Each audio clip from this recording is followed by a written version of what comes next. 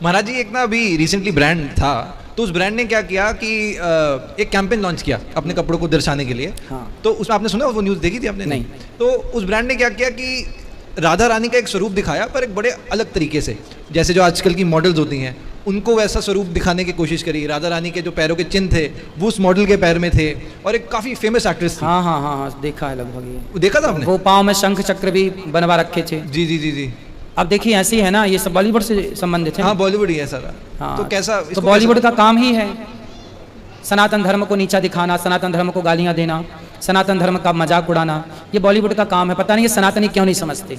समझाओ, आप क्या समझाना चाहते हो? भाई यही समझाना चाहते हैं कि सनातन धर्म का, भारतीय संस्कृति और भारतीय संस्कारों के सबसे बड़े दुश्मन यही लोग हैं जो आपके धर्म ग्रंथों का, देवी देवताओं का मजाक उड़ाते हैं। इसके अर्थ को नहीं जानना चाहते ये लोग, डीप पे घुसना नहीं चाहते ये लोग, केवल मजाक उड़ाना चाहते हैं संतों के खिलाफ। अब देखिए एक पिक्चर, एक वेब सीरीज बना दी आश्रम।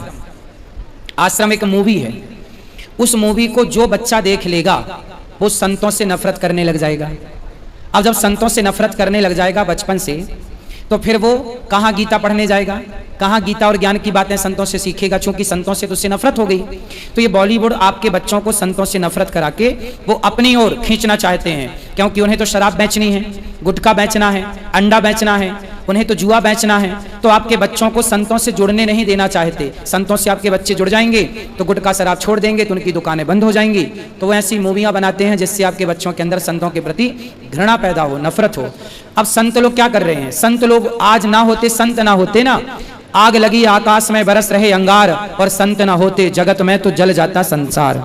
ये संत ना होते तो आज कुछ ना होता। संत हैं तो संस्कृति है, संत हैं तो संस्कार है। क्या आप भूल जाओगे तुलसीदास जी का एहसान? क्या आप भूल जाओगे कबीरदास जी का, सूरदास जी का एहसान? आज हम सबकी वाणियों में कहीं ना कहीं संतों की वाणी है। आप लोग सब कहते हैं कि बड़ा हुआ सो क्या हुआ, ये सब संतों की तो वाणी है। संतों के बिना तो हम गूंगे थे, हम सबको वाणी देने वाले संत हैं, इसलिए संतों का बड़ा एहसान है। महाराज जी आप श्री वृंदावन धाम में ही हैं। लोग कहते हैं कि जो आजकल वृंदावन धाम बन रहा है वो रील्स की वजह से एक लोगों को बस शो ऑफ करना है कि रील्स में आ रहे। तो क्या ये जो रील्स वाली भक्ति है ये असल में भक्ति है कि नहीं?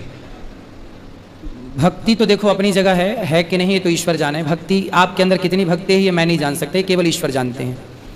रही बात रील्स की, तो आते हैं लोग रील्स बनाते हैं, ठीक है, एक दो तो ठीक है कि आपने चीज़ों को देखा और दिखाना चाहा, यहाँ तक सही है। लेकिन आप आए हैं तो गहराई से वृंदावन को समझिए कि वृंदावन क्या है, निधिवन क्या है, सेवा कुंज क्या है, राधा रमण जी कौन है, बिहारी जी कौन है, इनको गहराई से समझिए। वृंदावन ना जैसा दिख रहा है ऐसा नहीं है। वृंदावन को देखने के लिए ना एक भक्ति की आंखें चाहिए, एक ज्ञान के चक्षु चाहिए, जिनसे ये वृंदावन को देखा जा सकता है। बिना सत्संग के, बिना भक्ति के देखा नहीं जा सकता।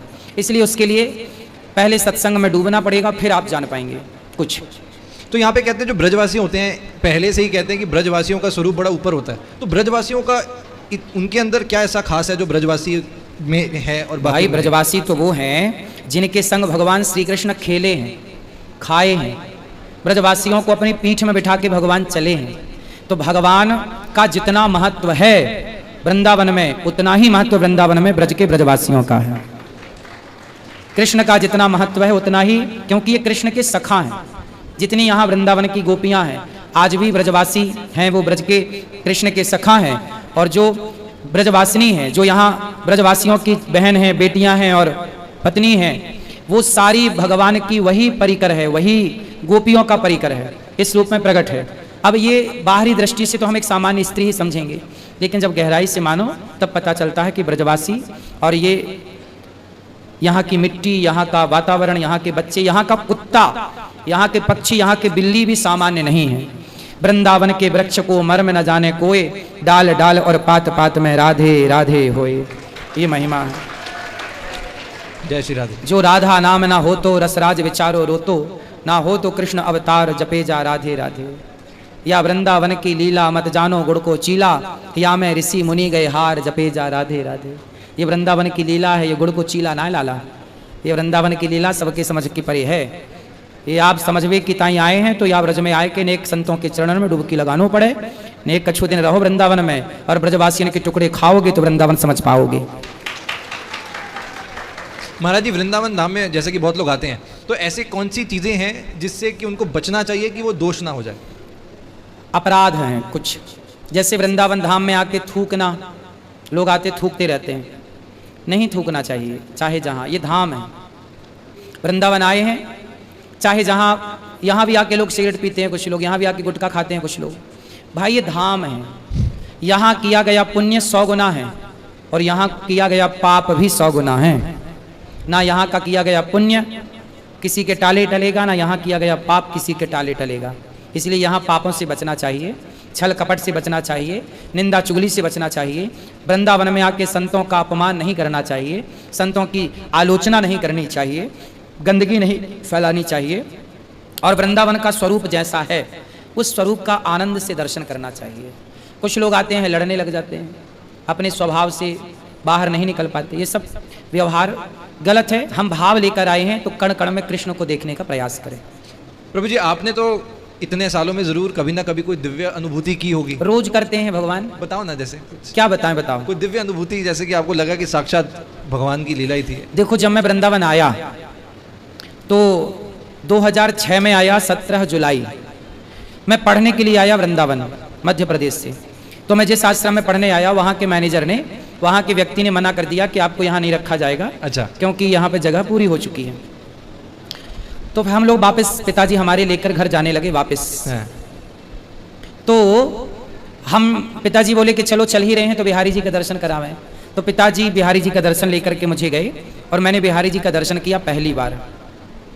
तब मैंने बिहारी जी से मन में प्रार्थना करी कि हे प्रभु, ये आपका वृंदावन इतना बड़ा है, जहाँ सब लोग जूते चप्पल उतारते होंगे, आप वहाँ मुझे रख लो, पर अपने से दूर ना करो, मुझे यहाँ पढ़ना है, पढ़ने दो। बस ये प्रार्थना करके मैं आया। और जिस मैनेजर ने मुझे कहा कि आप लोग जाओ, जगह नहीं है, हम लोग बाहर सड़क पे झोला लेके खड़े हो गए, तो उसी मैनेजर ने आकर के कहा कि अच्छा आ जाओ, रहो तुम, आ जाओ। उसी ने बुलाया जिसने कहा कि जाओ। तो ये सबसे पहली अनुभूति थी मेरी कि मैंने बिहारी जी से जो कहा, उन्होंने प्रत्यक्ष रूप से उसे सुन लिया और बिहारी जी ने अपनी गोद में मुझे रहने का ये मौका दिया। देखो, वृंदावन धाम आने को लोग तरसते हैं, लेकिन मुझ जैसे पापी को, मुझ जैसे पतित को बिहारी जी ने, राधा रानी ने इस वृंदावन में रहने का वास दिया, रहने का मौका दिया, ब्रजवास दिया। सबसे बड़ा चमत्कार तो मेरे लिए यही है नित्य का कि मुझ जैसे पापी को भी श्री राधा रानी ने स्वीकार कर लिया, बिहारी जी ने स्वीकार कर लिया है। वरना मुझ में ऐसा कोई गुण नहीं है, कोई पुण्य नहीं है कि जिस पुण्य से मैं वृंदावन में ठहर सकूं। ये प्रत्यक्ष कृपा है, तो मैं तो उस कृपा का रोज अनुभव करता हूँ और मैं तो बिहारी जी की गोद में ही रहता हूँ। ये मुझे लगता है कि वृंदावन बिहारी जी की गोद है और हम सब बिहारी जी की गोद में हैं। अभी भी आप बिहारी जी की गोद में हैं। वृंदावन से बाहर गए तो बिहारी जी की गोद से उतर गए और वृंदावन में आए मतलब बिहारी जी की गोद में आ गए।